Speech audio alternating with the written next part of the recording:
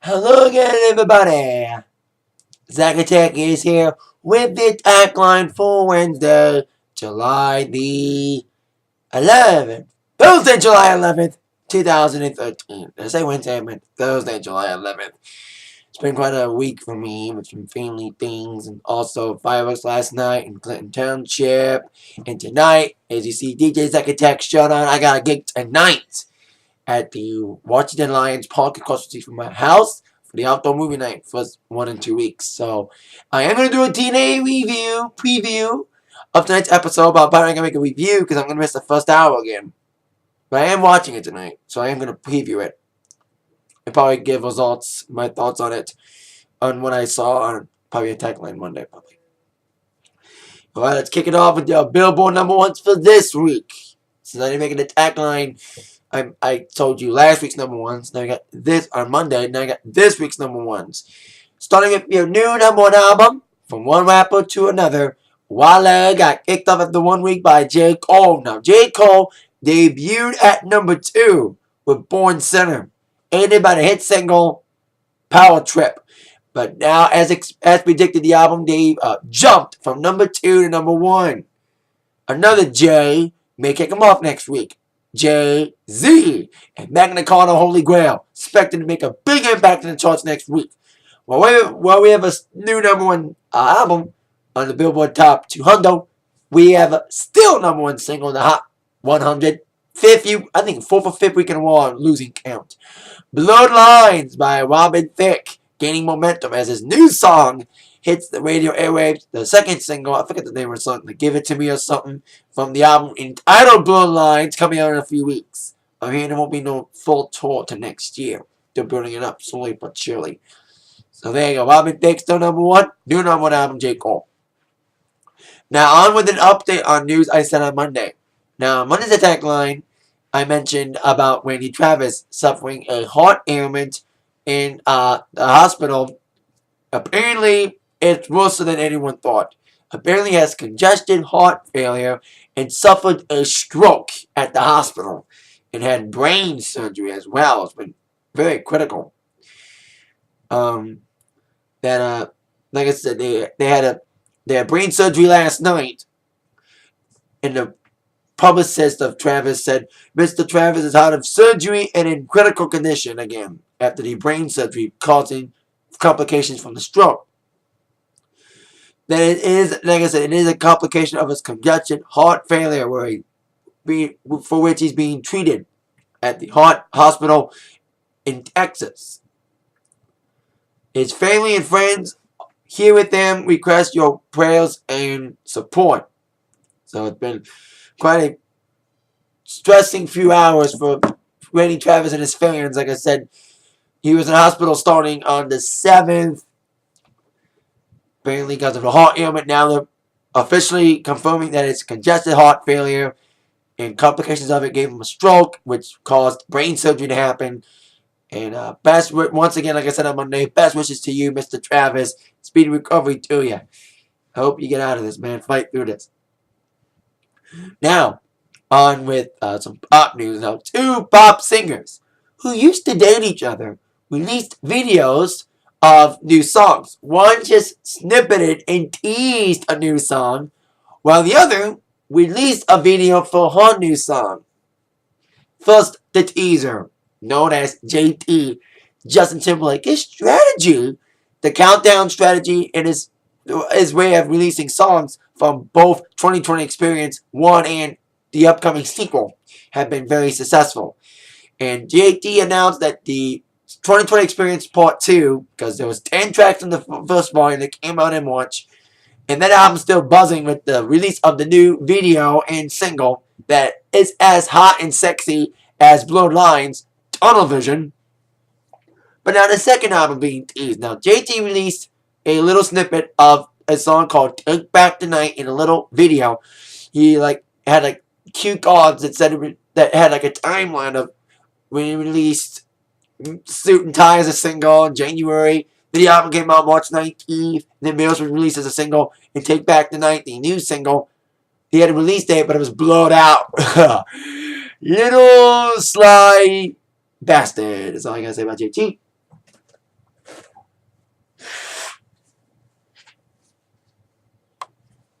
So no word on the release of the new single, Take Back the Night, which is assumingly the first single from 2020 Experience Part 2.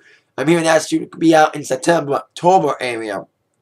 So, there you go. JT, of course, on the wall with Jay-Z, and featuring Jay-Z's new single, Holy Grail. So, he paid back Jay-Z for Jay-Z appearing on Suit and Tie. So, there you go. Justin Timberlake releases a teaser for his new song, while his ex, one of his numerous exes, Britney Spears, releases her new video for Ooh La La, the song that's in the Smurfs 2. Now, the video came out today, and I saw it, and it's a cute video. And it's mostly TVG. Comparing this to any other Britney video, because you've seen Britney dressed seductively, specifically having nothing on in Womanizer. This is a very clean video, because this is like a kid-friendly video for a kid-friendly movie. And kid-friendly mostly because her kids are in it. Yes, Sean Preston and Jaden both appear in the video. One of the many reasons why Britney Spears decided to take the offer to do Smurfs 2 song, because she said in many interviews that her sons are big fans of the Smurfs movie, the first one. So Britney did the song, and the video is kind of cute. You know, you see it's a regular video from a movie. You got performance video of Britney playing with the Smurfs, including Smurfette, and then you insert clips of the movie. The premise is the video begins with Britney in a movie theater watching the movie with her two sons. Then she gets zapped into the movie. And that's when the video begins. And it's kind of a cool little video for the song. And like I said, it's mostly clean. It's like she just wears like a long red dress. You know, there's nothing suggestive, like no belly showing, you know, as like in other videos, you know, she dresses very seductively, very secretly, you know, a little cleavage, but this is like all covered head to toe, because like I said, there's a video for a kids movie. I think it comes out in a few weeks. Smurfs 2. So there you go. Britney Spears, new video, Ooh La La. I like it. The song, I'm getting used to the song. You know, it's not as bouncy as I want it to be, but still, it's kind of a, you know, it's a catchy song. You know, it's Britney. Britney, bitch. I gotta say. Now, on with a lot of wrestling news. Before I get to TNA, I got some news on a WWE wrestler, Randy Orton, who unfortunately, I know Orton doesn't sing like any other wrestler. Like John Cena can rap, Dream Man can't sing, and neither can Orton. But if Orton was singing a song, he'd sing this song this week. DIVORCE is final today. Or should I say yesterday? Randy Orton filed divorce from his wife after how many years? And they did a divorce settlement. Yes, they settled out of court. We know he said, she said, like John Cena's divorce. According to TMZ, they've settled the divorce. That married in 2007 and had one kid. Of course, Orton's wife is named Samantha Speno. According to the report, Orton will retain several six-figure bank accounts, his gun collection, his jewelry, and one of the couple's houses, in addition to all rights, title, and interest in his WWE contract, among other assets. His ex will receive a house, one large bank account, and her jewelry. She has also has been granted legal and physical custody of their daughter, with Orton paying child support and maintaining visitation rights. It's tough when it's divorce. You know, divorce is like this. Brenda's like, you know, you get married and all of a sudden she wants your shit when they get divorced. She's getting a house, she's getting jewelry, and the kid. So, there you go. Like I said, this is probably the least tabloid divorce of WWE, because like I said, John Cena's divorce about a year ago was very dirty. That his wife had a lot of dirty laundry. And this is like more of a low-key divorce. There's no like he said, she said. It's more like, you know, irreconcilable differences. I can't pronounce that word. I think I said that on Monday when I was trying to tell you about George Clooney and Stacey Keebler breaking up. So we had two wrestling-related couples break up, with George Clooney and Stacey Keebler breaking up on Monday, like I mentioned, or officially confirming the breakup, and Randy Orton divorcing his wife. And now the divorce is settled. So they don't have to hammer it out in court more. So there you go. Now, leading up to TNA. TNA's been firing people. Last week they released 5 people. Some that deserved it, some didn't. Joey Ryan deserved to get fired. Alex Shaw, somewhat. Christian York, I was stunned he got fired because I thought they were getting a big push. And also getting fired, Taylor Hendricks, and also probably the most shocking drop was Madison Wayne last week. But another wrestler got released, but he asked for his release. Boy, won't be no surprise to see that Matt Morgan has asked for his release out of TNA. Not surprised, because Matt Morgan, on screen and off, he's been venting about his position in TNA. He had that one big push. He had a big one of title shots against Jeff Hardy back in 2010 when Hardy was here and part of Immortal with Hulk Hogan and all them guys before he got fucked up. When he was still on drugs. Before he crashed and burned in early 2011. So anyway, Matt Morgan got his release. He apparently asked for it and he got it. And like I said, I'm not surprised because I think Matt Morgan should have been pushed a lot more in TNA. He had that one big push and that was it. He's been tag champion, but he's never been world champion. And his rumors may go back to WWE.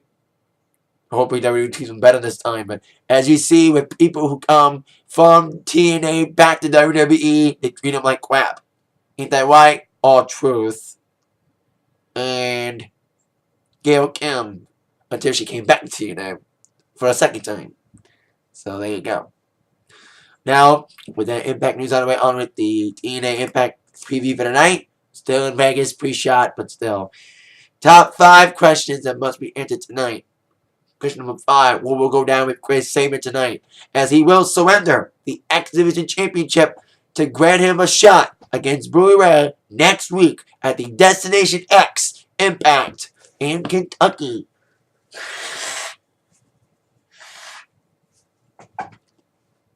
So it should be very intense Impact next week. Like I said, Chris Sabin will be surrendering the title. There's no word on what's going to happen with the title.